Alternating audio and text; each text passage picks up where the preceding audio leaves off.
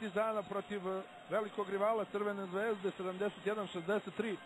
Druga uzastopna pobjeda Partizana nad Zvezdom ove sezone. Prva 3 meča je dobila ekipa Crvene zvezde. Roman Lisac sa peharom namenjenom pobedniku Jadranske lige. Pretpostavljam da je to mali pehar koji je namenjen da pređe u trajno vlasništvo igračima Partizana.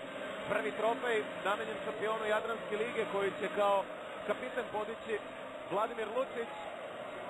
To je pehar u trajno vlasništvo, a evo pehara prelaznog koji dobijaju košarkaši Partizana i to iz ruku Milorada Dodika.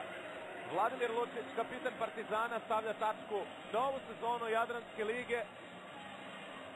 Šampion Jadranske lige, 6. put u istoriji je Partizan. Evo, slavlja najmlađe ekipe u Jadranskoj ligi.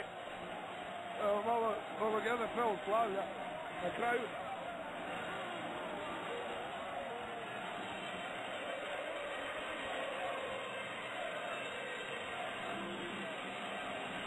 Potrudili su se organizatori za ovu zaista sjajnu koreografiju na ispraćaju rezultatski najznačajnije i jedne od najuzbudljivijih sezona Jadranske lige od njenog osnivanja.